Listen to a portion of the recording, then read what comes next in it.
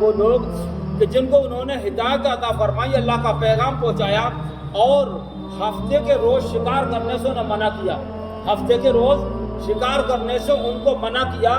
یہ رب کی طرف سے ان کا امتحان تھا، یہ رب کی طرف سے ان کا امتحان تھا کہ پورا ہفتہ شکار کرنا، صرف جسے شنیوار کہتے ہیں یا شنیچر کہتے ہیں، جسے ہفتے کا دن ہے، اس دن شکار نہیں کرنا، باقی سارے دنوں میں شکار کرنا ہے۔ کوئی دن وہ لوگ رکے رہے، یہ سمندر کے کنارے پر رہتے تھے، ایلا نام کا ایک مقام تھا، وہاں پر یہ رہتے تھے۔ شیطان نے ان کو ورگلایا اور شیطان نے ان کے ساتھ میں ایسا کیا اور اپنی فوج اس نے سمندر کے کنارے پر لگائی۔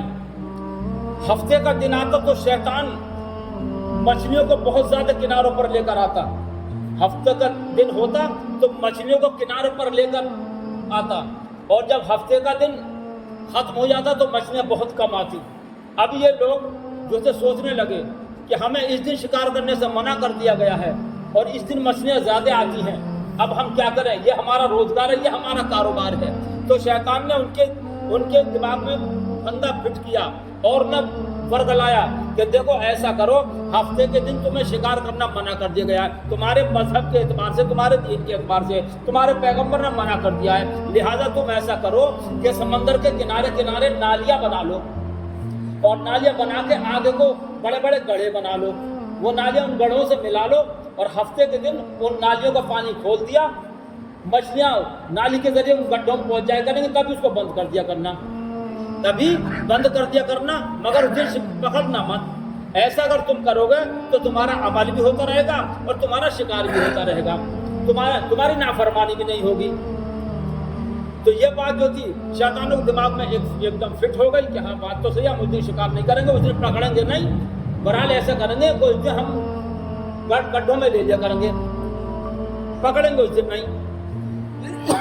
حالانکہ وہ نالیوں کے ذریعے ہفتے کے روز اپنے اپنے گڑھوں میں مچھلیاں پہنچا دینا، وہی ان کا شکار ہے۔ مطلب تو وہی ہے، چاہے جیسے پکڑ لو، چاہے جال سے پکڑ لو، کانٹے سے پکڑ لو، یا گڈھوں میں جا کے جمع کر لو، بات ایک ہی ہے۔ شیطان نے بہکایا، وہ گمراہ ہو گئے، اور اس دن انہوں نے پھر شکار کرنا اس طرح سے شروع کر دیا۔ ہفتے کے دن نالیاں کھول دیتے، اور جب ہفتے کا دن گزر شام ہوتی نالیاں بند کراتے، اور دوسرے دن جا کر اپنے اپنے گڈھوں میں سے مچھلیاں پکڑ لاتے۔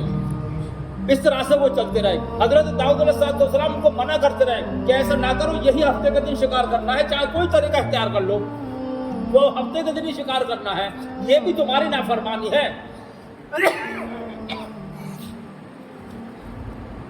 مگر وہ نہیں مانے، اپنی ہٹ دھرمی پر شکر کشی پہ اڑے رہے۔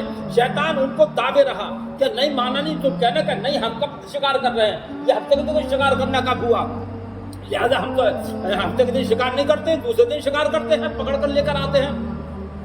آخر کار جب وہ ہٹ دھرمی پہ اڑے رہے، خدا کے پیغمبر داؤد علیہ السلام نے اللہ سے دعا کی، ان پر لعنت بھیجی، اللہ سے بد دعا کی۔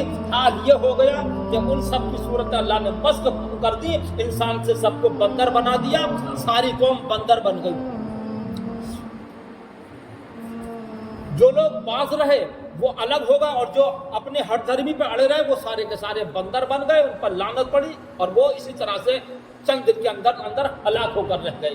ایسے حضرت عیسیٰ روح علیہ السلام، موسیٰ علیہ السلام نے آسمان سے اللہ سے کھانے منگوائے، پکے پکائے کھانے منگوائے، لیکن بعد اس کے انہوں نے پھر سرکشی کی، ان کا حال بھی وہی ہوا، ان کے لیے بد دعا کی گئی، ان پر لعنت بھیجی گئی، اور ان کا حال بھی وہ ہوا کہ خنزیر اور بندر سور بنا دیے گئے اور ہلاک کر دیے گئے۔